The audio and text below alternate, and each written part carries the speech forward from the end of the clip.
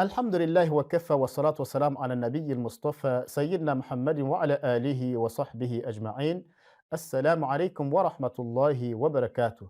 Welcome to the Jewels from the Prophet Sallallahu Alaihi Wasallam. And our topic for today, we'll be speaking about few or some beautiful guidelines of successful life. Now, if we want to be successful in this dunya and in the hereafter, there are few guidelines from Rasulullah Sallallahu Alaihi Wasallam. And Rasulullah sallallahu alayhi wasallam, Allah subhanahu wa ta'ala has sent him as a teacher. In the hadith, he says, "Innama bu'ithtu mu'alliman." I have been sent as a mu'allim, as a teacher, and we all learn from Rasulullah sallallahu alayhi wasallam. Ati'u Allah wa ati'u Rasul wa ulil amri minkum. Obey Allah and the Messenger sallallahu alayhi wasallam, and those who have authority over you. And if we do this, inshallah, we'll be having a successful life in this dunya, and also when we come on the day of Qiyamah, Allah subhanahu wa ta'ala will be happy with us. Let us start with a hadith narrated by Abu Huraira radiallahu anhu. قال رسول الله صلى الله عليه وسلم.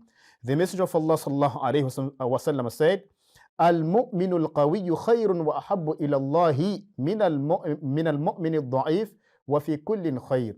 That the strong believer, the skillful believer, is better and more beloved to Allah subhanahu wa ta'ala than a weak believer. Naam, وَفِي كُلٍّ خَيْرٍ. Though there is goodness in both of them. So a strong believer here, the hadith speaks about strength of iman, that your iman, it should be very much strong, that it will protect you and prevent you from breaking any command of Allah subhanahu wa ta'ala. And such an iman that if you happen to break any command of Allah or to make a mistake, that iman of yours should lead you to tawbah, to repenting towards Allah subhanahu wa ta'ala. And also does not mean only the strength of iman, even body-wise also. Our body should be strong. A Muslim should be strong, physically strong, spiritually strong, mentally strong. He should be skillful in all aspects of life. And this hadith also teaches us that whatever, in whichever field we find ourselves in, we have to do our best to be skillful in that field, to be 100% in that field. Rasulullah sallallahu alayhi wa sallam said that Allah subhanahu wa ta'ala, He loves, يحب إن الله يحب إذا عمل أحدكم عملا أن يتقنه. Allah subhanahu wa ta'ala loves that if any one of you does anything, he should do it perfectly. So be perfect when you do anything. Now, when you study, be perfect. Do your best to come up or to come up high in your studies. If you're becoming, a medical doctor, you should be one of the best. If you are a mechanic, become the best. So aspire to do the best, to become the best, and this is part of our deen. So al-mu'minu al-qawiyyu, the strong believer, is better and beloved to Allah subhanahu wa ta'ala than a weaker believer. So you have to be skillful. Now, and if you can be skillful, or you can learn different skills to equip yourself, it is better. It is very much good. No, I know of somebody, one of my colleagues, he's a da'i. Look, he is a da'i, but he understands plumbing. Now, he does some electrical work. He is good in computers. Now, Allahu Akbar, he fixes computers. So he is very much skillful. When he is out there giving da'wah, you will never ever think that this person can do some electrical work. You will never think that this person can do some plumbing. Now, he is so skillful, alhamdulillah. Allah subhanahu wa ta'ala had made it such that he became so skillful, and he is very much curious. He keeps on learning every day. Every day he learns something new. And this is a quality of a believer, quality of a Muslim, that every day we should learn something new. Now, we should not be like stagnant water. Now, just, remaining at the same level every day or at all times. No, we have to develop our skills. We have to develop spiritually. We have to grow every day. So this is what Rasulullah sallallahu alayhi wa sallam is saying. Al-mu'minu al-qawiyyu, the strong believer, the skillful believer is better and more beloved to Allah subhanahu wa ta'ala than a weak believer. وَفِي كُلٍّ خَيْرٍ, though there is goodness in both. So Rasulullah sallallahu alaihi wasallam carries on saying, ihris ala ma yanfa'uka. Ihris, you should aspire and you should aim high and make, have a vision, plan towards that which benefits you. Ihris ala ma yanfa'uka. Be eager, do and aspire towards that which benefits you. Now, so if it's something that will benefit you, of course, it will benefit someone else. It will benefit another Muslim.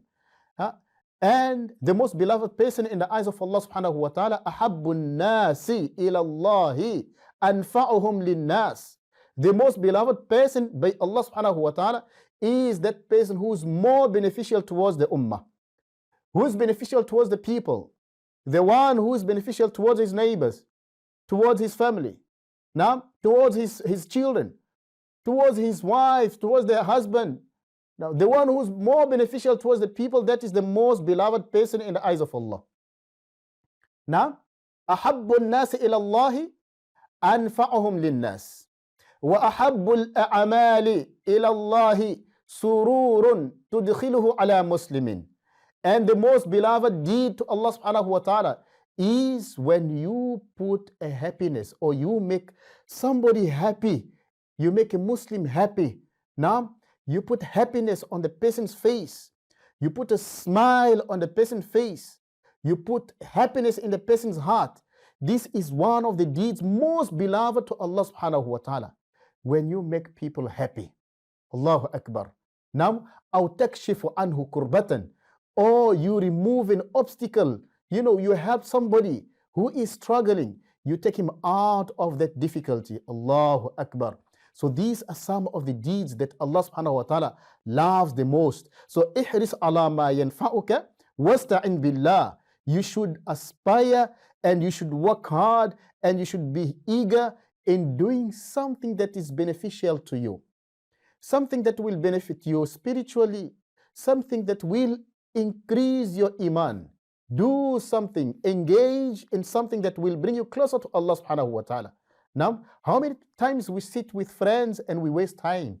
We kill time. Now, in Allah subhanahu wa ta'ala, He takes an oath. Wal asr innal insana lafi khusr. By time, indeed, mankind is at loss. Illa alladhina amanu. Except those who have iman, those who believe in Allah subhanahu wa ta'ala, those who are conscious about Allah subhanahu wa ta'ala. إِلَّا الَّذِينَ آمَنُوا وَعَمِلُوا الصَّالِحَاتِ. And those who establish good deeds. You have iman and you establish good deeds. Now, you are not lost. Not only that, وَتَوَاصَوْا بِالْحَقِّ وَتَوَاصَوْا بِالصَّبْرِ. And they enjoin each other. They call each other towards the truth. Now, they give da'wah. They teach the deen of Allah. They call towards good and they stop evil. And also when they do that, they enjoin sabr, because they will go through difficulties. When you do the work of deen, when you do something good, you will go through difficulties. It's a test that comes from Allah subhanahu wa ta'ala. But what should you do is to accept the test and acknowledge that these came from Allah subhanahu wa ta'ala, and you pray to Allah subhanahu wa ta'ala for strength, and you carry on doing the good deeds that you have been doing. Look at Nuh alayhi salatu wasalam. He did not stop doing da'wah for 950 years, giving da'wah according towards the oneness of Allah subhanahu wa ta'ala. He went through difficulties. People called him mad. They start, chanting at him. When Allah subhanahu wa ta'ala commanded him to build an ark, they thought he was mad. No, he was mad. How can you build an ark in a desert where there is no water, where this ark is going to move? Allahu Akbar. But Nuh alayhi salatu wasalam did not lose hope. He kept on working and he kept on working until when the help of Allah subhanahu wa ta'ala came. So you too, whenever you set your goal, if you have a goal, now you have a plan, you should work towards your plan. Now, work towards your plan and work hard to achieve whatever you want to achieve in life. Of course, you will go through difficulties. You'll go through pain sometimes. You'll cry. But don't give up, because Allah subhanahu wa ta'ala will be with you. Allah subhanahu wa ta'ala's help will come to you. Now, Allah subhanahu wa Rasulullah sallallahu alayhi wa sallam says, "Wasta'in billah." So you should aim high, work hard, now strive. Sometimes you'll fail, you will fall, you will cry, but once you fall, you have to be able to stand up and you carry on this journey of yours. Carry on pursuing what you want in life. Carry on in doing what will benefit you and the ummah of Rasulullah sallallahu alaihi wasallam. Wasta'in billah, and seek help from Allah subhanahu wa ta'ala, because you cannot do with your own power, with your own intelligence. It's not your ability that will bring success to you, but it is the help from Allah subhanahu wa ta'ala. Now, so when you seek help from Allah subhanahu wa ta'ala, Allah subhanahu wa ta'ala inshallah will make your task easy. You'll find that whatever you are trying to do inshallah will become easy. And remember, we all are in need of Allah. We all are in need of the tawfiq of Allah. We all are in need of the help of Allah subhanahu wa ta'ala. Inshallah, we'll take a short break. Inshallah, when we come back, we'll continue to speak about the beautiful guidelines on how to become or to have a successful life. See you after this, inshallah. Assalamu alaikum wa rahmatullahi wa barakatuh. Welcome back. We're discussing the beautiful guidelines of how to have a successful life, a happy life, inshallah, with the help of Allah subhanahu wa ta'ala. And of course, as I was saying before the break, that we cannot do without Allah subhanahu wa ta'ala. We are all in need of the help of Allah subhanahu wa ta'ala. Each and every one of us is in need of the rahmah of Allah. We do through the tawfiq of Allah subhanahu wa ta'ala. That's why in our salah, every time we say, إِيَّاكَ نَعْبُدُ وَإِيَّاكَ نَسْتَعِينُ إِيَّاكَ نَعْبُدُ وَإِيَّاكَ نَسْتَعِينُ. You alone we worship, and from you alone we seek help. Now, from you alone we seek help. Because only Allah subhanahu wa ta'ala can help me, can help you. If you are going through difficulties, raise your hands and cry to Allah subhanahu wa ta'ala. Allah subhanahu wa ta'ala will listen to your crying. Allah subhanahu wa ta'ala will accept your dua. وَقَالَ رَبُّكُمُ دُعُونِي أَسْتَجِبْ لَكُمْ. Your Lord is saying, call unto me, I shall answer you. Now, every time you raise your hands to Allah subhanahu wa ta'ala sincerely, now you ask Him for anything, Allah subhanahu wa ta'ala does accept your du'as. Never, underestimate your du'as. Your du'as are raised above the clouds. They are raised to Allah subhanahu wa ta'ala. And Allah subhanahu wa ta'ala is just waiting for me and you to ask from Him, so He can help us, so He can protect us, He can bless us, He can shower His rahmah upon us. Now, so Rasulullah sallallahu alaihi wasallam, he says, now you should aspire towards that which is beneficial to you. Now, try to do things that will benefit you in your deen, will benefit your family, will benefit your community, will benefit the ummah at large. Now, remember the hadith, the best amongst people is the one who is most beneficial towards the ummah, towards the people. Now, أحب الناس إلى الله. Now, أنفعهم للناس. The most beloved person to Allah subhanahu wa ta'ala is that person who's more beneficial towards the people.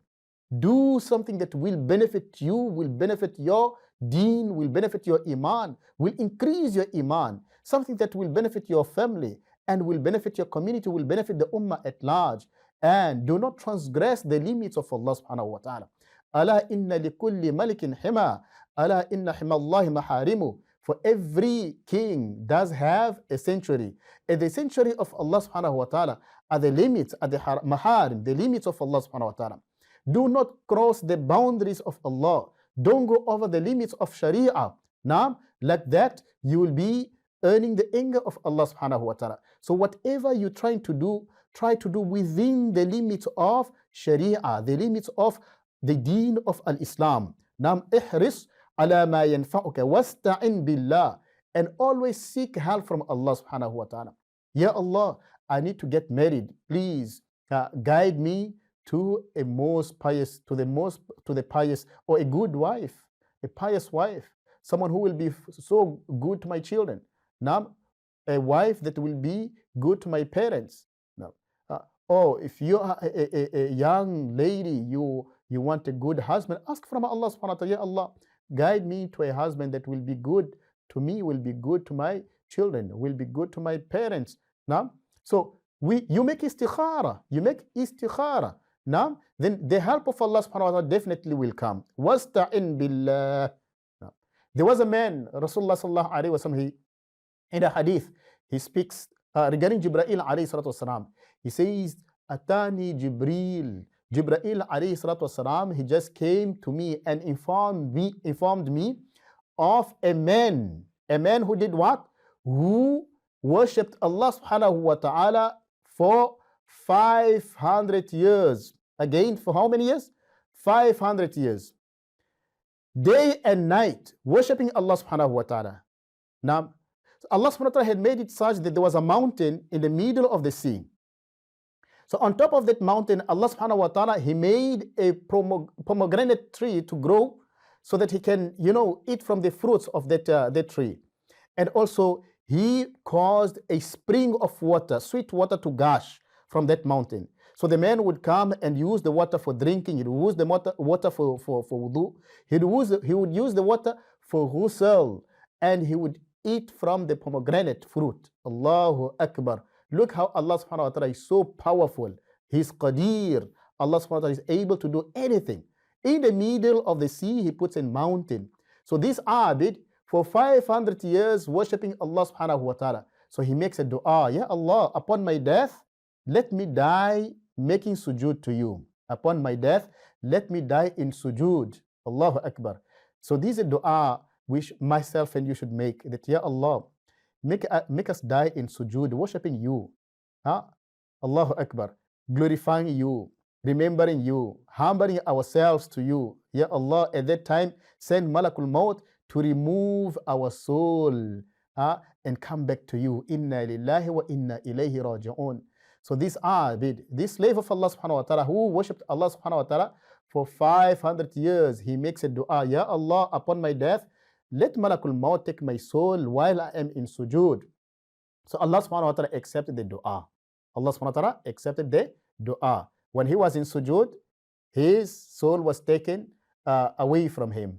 So Jibreel alayhi salatu wasalam, he says to Rasulullah sallallahu alayhi wasallam that this man on the day of Qiyamah will be brought before Allah. Allah subhanahu wa ta'ala will say to him, or will say to the angels, Oh my beloved angels, enter this man here into Jannah through my rahmah, through my mercy, enter him into Jannah.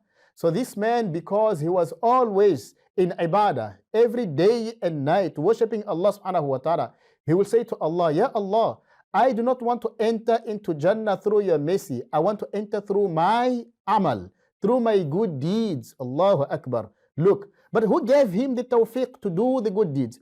Who gave him the strength to do the good deeds? Who gave him life? Who created him? Allah subhanahu wa ta'ala. Who created me? Who created you? Who is giving us strength to do whatever we want to do in life? It is Allah subhanahu wa ta'ala. Allah ta'ala created human being. Allah subhanahu wa ta'ala created everything that we can see and whatever we cannot see.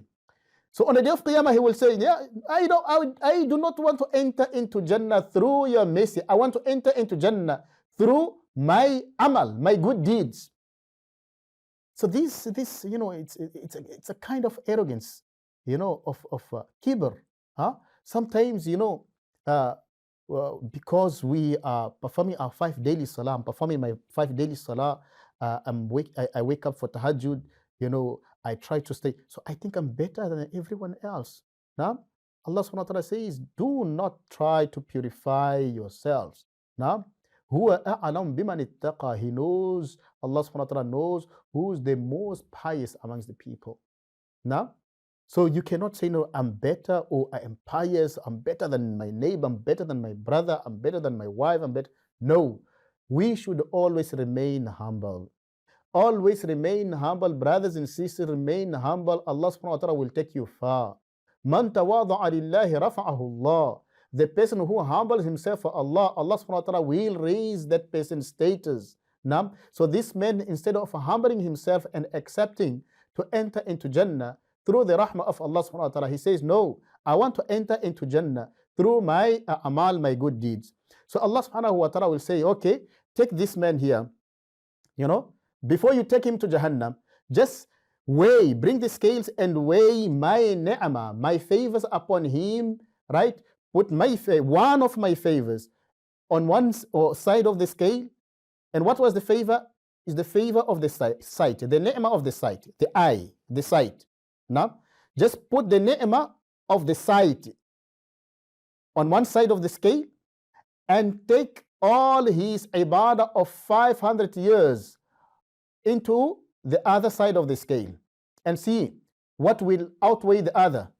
And when the angels did that, they took the ability for him to see, just the ni'mah, the favor of sight, they put on one side of the scale, and they put his ibadah of 500 years into the other side of the scale. The ni'mah of the eyesight outweighed his ibadah, his good deeds of 500 years. Allahu Akbar. How much ni'mah, how many favors Allah subhanahu wa ta'ala has bestowed upon me and you. Ni'matul basar, the favor of sight, the favor of hearing, the favor of speech. Allahu Akbar. We are able to sleep, Allahu Akbar, it's a favor from Allah subhanahu wa ta'ala. We are able to relieve ourselves, it's a favor from Allah. We cannot do by ourselves, we cannot do with our ability. It is the tawfiq from Allah. It is a gift from Allah subhanahu wa ta'ala. So Allah subhanahu wa ta'ala, He says to the angels, take him and throw him into the fire of Jahannam. So when he was in Jahannam, he looks back and he says, Ya Allah. Then Allah subhanahu wa ta'ala, He says to the angels, take him out, take him out, take him out from Jahannam. So he asked him, what happened? He said, Ya Allah, through your rahmah, enter me into Jannah. Through your rahmah, your mercy, enter me into Jannah. Now, Allah subhanahu wa ta'ala, He asked him, didn't I give you, long life and ability for you to make ibadah for 500 years? Didn't I create you? Didn't I provide you with fruits? Didn't I give? He reminded him of his favors. Allahu Akbar. So this man, he acknowledged, yes, yes, Ya Allah, yes, Ya Allah. Now Allah subhanahu wa ta'ala, He says to the angels, through my rahmah, enter him into Jannah. Now, so the man accepted, he will accept entering into Jannah through the rahmah of Allah subhanahu wa ta'ala. So myself and you also, whenever we want to do something, we should seek help from Allah subhanahu wa ta'ala. We cannot do out of our own power, of our own intelligence, or our own ability. We do through the tawfiq of Allah, through the divine gift of Allah, through the divine help of Allah subhanahu wa ta'ala. So every time, wasta'in billah, and seek help from Allah subhanahu wa ta'ala, make istikhara from Allah subhanahu wa ta'ala. And if something goes, do not go out your way or the way you expected, do not say that I wish I had not done this way or I wish I have done that way. No, you should say this is the taqdeer of Allah, this is what Allah subhanahu wa ta'ala willed. Now, and He does what He wished to do. Now, so you accept it and you move on. Then Allah subhanahu wa ta'ala, inshallah, will put contentment into your heart. He will bless you, inshallah. And we have come to the end of our program, inshallah. Until we meet again, assalamu alaikum wa rahmatullahi wa barakatuh.